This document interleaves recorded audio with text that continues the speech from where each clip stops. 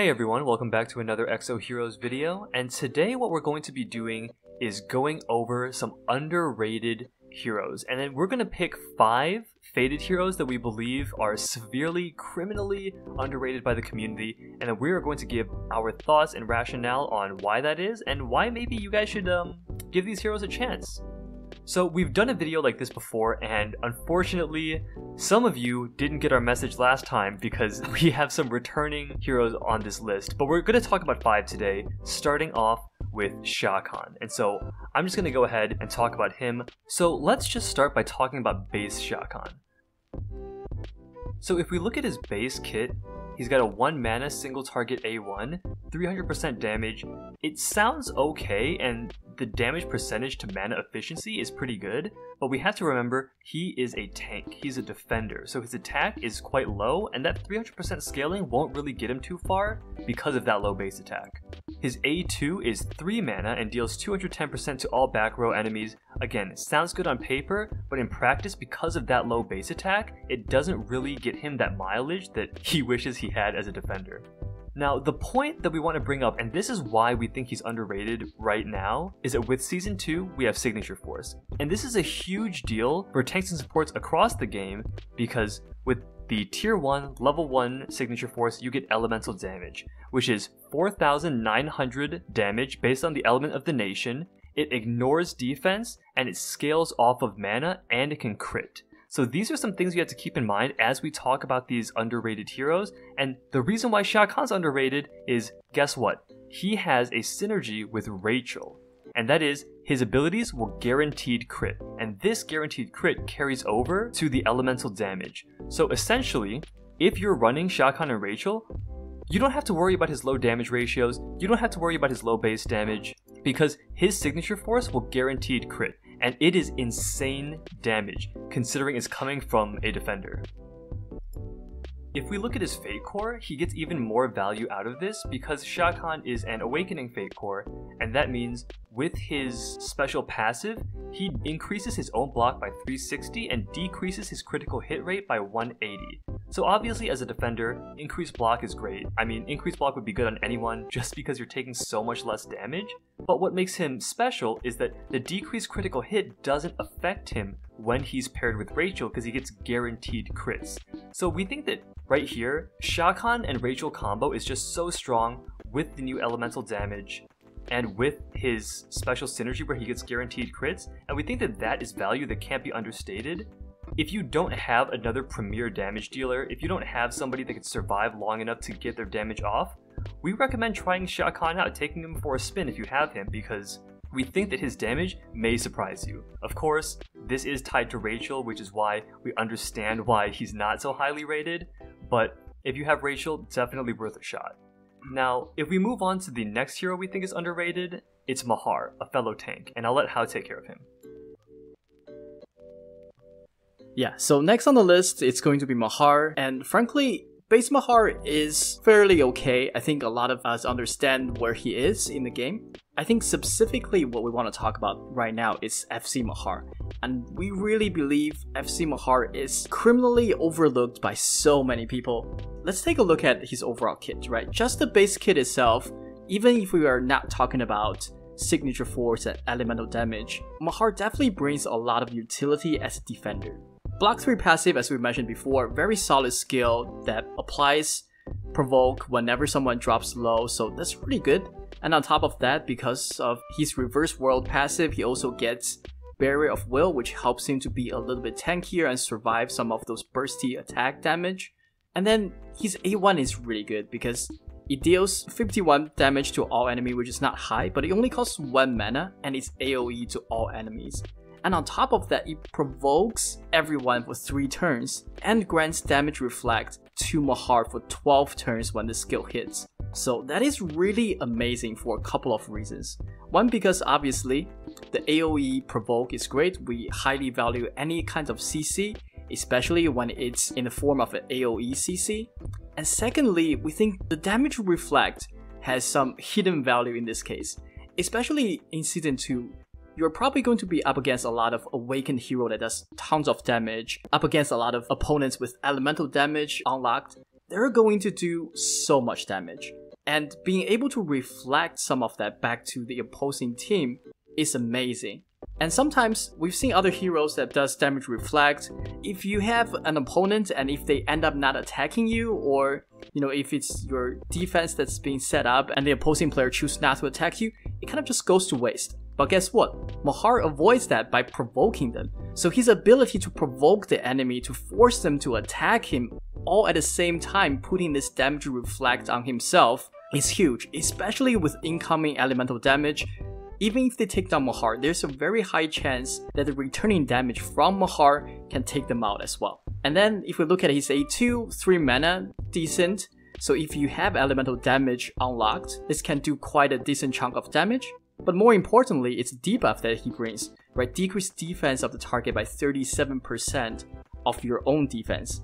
And if you don't know, Mahar is one of the highest defense hero in the game, so he's 37%. If you have him awakened, this could very well be 80%, 90%, or even 100% of a backline hero, right? If you can get this skill on one of the high priority opposing team heroes, then this can really put them in a very vulnerable state. So overall, we just think that FC Mahar brings so much value with his kit, whether it's doing these hidden damage through his damage reflect, or his ability to provide CC, or his ability to debuff the opposing team. There's just so much to like here, and the fact that so many people have not picked up on FC Mahar just breaks our heart. So make sure if you're looking at this video, give him a try if you do have him, and we think you might be surprised. Now, the third underrated hero in this list is also going to be our third tank of this list, and that's going to be Valarr. So, much like Xiakhan, a lot of Valarr's value and utility comes from his pairing with his respective general, which in this case is going to be Garth. So he's got a lot going on, and we think that's probably part of why he's underrated. People just don't take the time to learn and understand what he does, but if you take a look, he's actually quite strong, and here's why. His Executioner passive comes with impact. So if you attack a target and they survive, they get the Executioner mark. Then, if an enemy with the Executioner mark dies, all other targets with that mark lose 20% of their attack. So this is already a pretty significant attack debuff, as it's based off their attack and not Valarr's. So this is a great way to lower the enemy team's damage. Now you might be wondering, but how do I get this mark on people? Well, Valarr is actually quite efficient at this, because his A1 Demon Slash costs 3 mana and targets back row enemies first. This is important because whose attack do you want to lower? It's going to be the enemies in the back row. And as if the attack debuff wasn't enough, you also gain mana, 2 mana for all allies if a target with Executioner dies. So when you consider this, if you mark someone with Executioner and you kill them, not only do you reduce the attack of all other Executioner marked targets by 20%, but you also give 2 mana to all of your allies, which gives Valarr a lot of much needed utility. So I know what you're thinking, wait, but how do I kill someone with Executioner? And so that's where his A2 comes in. It's 4 mana, 750% damage to a single target, and comes with the gain mana passive, as well as the other Executioner passives. But here's the thing, a lot of people overlook Mahar because of his low base attack, so he can't actually take advantage of these high scalings because he's a defender. But there's actually a solution to this with Season 2, and that's Signature Force. So, Signature Force damage will be split if it's AoE and do less per target, but if it's single target, you get the whole Signature Force damage, which is 4,900 for the first mana, and then for every mana after that, it's 50% of that amount. So with 4 mana, you're doing over 10,000 damage, and this is super significant because Valarr would never hit these numbers before this point. But now that he has it, he's able to hit priority targets, which is going to be who? The people marked with Executioner. So it makes it a lot easier for him to be self-sustaining and not have to rely on other heroes in order to proc Executioner. And we think that that gives him a lot of value as a standalone hero that you could slot into other teams, considering he's paired with Garth. So now, why don't we take a look at his Fatecores? Valarr is part of the Reverse World Fatecores, and as is the case with all Reverse World heroes, he has Barrier of Will. We don't need to go into this too much. You could just go in and look at this yourself. So Barrier of Will, not too important. What is important is, in addition to Executioner and Impact, he also gets Shackles. and this is activated if a target with the Executioner mark gains 5 or more mana. And then what this does is it decreases the target's attack by 10% for every mana. So assuming this kicks in only after 5 mana, that's a flat 50% attack debuff on everybody with Executioner. And then if one of those targets dies, it's an additional 20%, so that's 70% attack reduction on all of these heroes. Considering these are backline heroes who historically have high attack, this is going to be huge in gimping their damage, with or without Signature Force.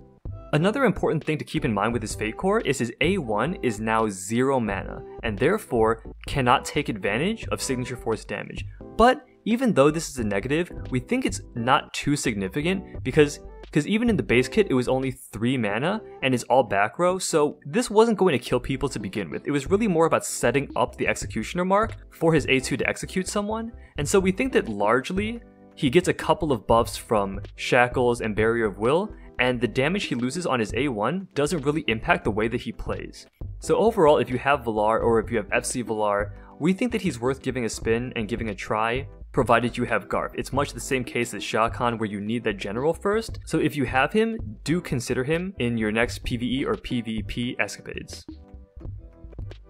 Yeah, I agree. I think a lot of these attack-focused Faded Defenders are just seeing a little bit of buff, especially when it comes to taking advantage of the newly added elemental damage coming through the Signature Force.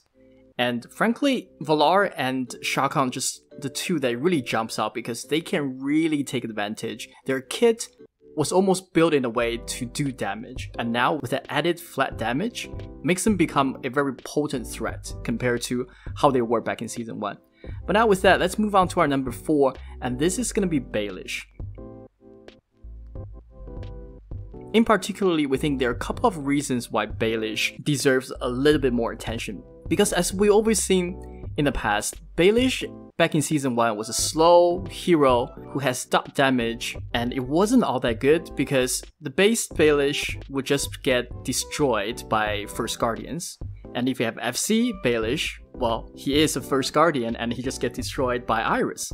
However, we do think that in today's situation, there's a place for Baileysh more so than before. First of all, we do think dot damage has been slowly getting buffed over time over the last few patches, especially with the introduction of FCG9. Now dot can definitely do significantly more damage than it used to be, and Baileysh is one of those premier damage over time heroes in the game, so we do think from that perspective alone, he's a little bit better. And more importantly, we think that in PvP situations, especially given the current meta shifts, we think the introduction of FCG9 and the ability to take advantage and remove buffs would actually be kind of a soft counter to FC Iris. You know, we've touched on this in some of our other videos. If you do have FC Iris, you run the risk of having your Summer's Blessing passive procced and end up setting up the opposing FCG9 to get her buff online. So in that case, I think going forward, there's a high chance that we might not see as many FC Iris as we do see now. So what does that mean? That means there's a potential chance for First Guardian's hero to see more playtime over the next few weeks. And we think with Baileysh and his First Guardian Fatecore, there's a high chance that he might just sneak back into the meta if you do decide to give him a chance. So overall, you know, if you do have FC Baileysh, especially during the tag team weeks, if you can set up a team that's revolved around him, keeping him alive, amplifying his damage over time, he can potentially be a carry for you in some of those situations, so maybe try it out. And pair him up with FCG9, it can be a pretty strong carry for you in PvE situations as well, just through the damage over time and decent survivability coming from the First Guardian Fatecore. So, but with that, let's move on to our next hero. And so now for the piece you've all been waiting for, the piece you've all been curious about, I'm sure, and that's going to be our last underrated hero, Bathory. And so a lot of you guys are going to be wondering, wait, what are you saying? How is Bathory underrated? She's so good. And we think that this is still true, but if you look at the top tier teams in PvP right now, the prevalence of Bathory has dropped significantly from initial global release where Bathory was basically dominating and in every team. So she's fallen out of favor as the queen of exo heroes, recently replaced by Dorka, but we think that with a couple of new meta changes and the introduction of her signature force, we could see her start to come back. And I'll let Hao talk a little bit about why. So, I think one of the biggest things that's going to bring Bathory back, and this time as a primary damage dealer, is the introduction of the Bathory signature force. Up until now, the introduction of Summer Festa heroes really dampened Bathory's overall damage potential because that whole Summer's Blessing just blocks so much damage from Bathory because you can't get it off on the first turn. And there isn't a hero in the game currently that's good enough or fast enough to set up Bathory in a way. However, with the introduction of Bathory's signature force, we do believe Rira will fulfill that role because Rira is, especially if you have the Fatecores version of Rira, will be the fastest hero in the game. And because of her Greenland signature force elemental damage being Frost, she will be able to proc Summer Festa off the opposing team, and that will be the perfect setup for your Bathory to go in and do a tons of damage on an AoE basis to the enemy team. So in our opinion, Rira Bathory combination will again come into meta once the Bathory signature force comes out. And on top of that, you still have all the added benefits of Bathory as well. She still has great synergy with Rira, boosting Rira's damage. On top of that, obviously she also provides the Tranquil passive that can still bring a bit of utility to your team as well. So that's one of the reasons why we think Bathory is going to see the light of day yet again. So I just want to mention 2 more points, and one is something that Hal already touched on a little bit, which is Tranquil. Part of the problem why Bathory fell out of the meta in the first place was because elemental damage, you would take enough damage to proc Tranquil just from the base skill, and then elemental damage would proc, which means you still died just from one ability, and Tranquil was basically useless. Or FT Shufraken would just proc it for you. Right, I mean, there were a lot of pieces in the meta that just sort of invalidated Tranquil because of the abundance of damage. But now, we've obviously been seeing a lot of Ramgas. I mean, you look at top PvP guys, they have FC Ramgas with over 25,000 HP, and it's going to be much harder now with the prevalence of tanky teams enabled mostly by FC Garf and FC Tantalo. You could even see FC Bathory, who gives 20% extra HP to everyone but herself. So there are a lot of options now, especially with Awakening and the popularity of Redstone Awakening that gives you a ton of HP. So killing with skills is going to be a lot harder than it used to be, and thus elemental damage will proc, and that is what Tranquil is going to block. So it'll essentially function the same way it did before elemental damage was introduced, and that is a huge part of what makes Bathory so valuable. There are other issues too, like Dorka's base attack being low, so Soulbond's not proccing on that many people. As Dorka's spot in the meta begins to waver a little bit, we'll see less of her, and thus we'll see less of that minus 30% magical damage taken, which is again a huge nerf to Bathory, but if Dorka's leaving, you can guarantee Bathory's going to move back in. And so all of these pieces combined is why we think Bathory is currently underrated, and also why we think Bathory is going to come back into the meta soon. Yep, absolutely agree. So I think if you guys have a Bathory build out but currently sitting in your inventory doing nothing, make sure you dust it off and get her ready, because once the Greenland signature force comes out, we do believe Bathory will again reclaim the Queen of Exos hero title. So be pretty excited to see that, because we got Bathory towards the end of Season 1, and frankly we haven't had a chance to use her all that much. But with that being said, hopefully you guys enjoyed this episode. Hopefully you guys found this one helpful and informational. If you did, please leave a like and subscribe. As always, if you have a different opinion or you want to share your ideas, please let us know in the comment section down below. Otherwise, we'll see you in the next episode. Peace.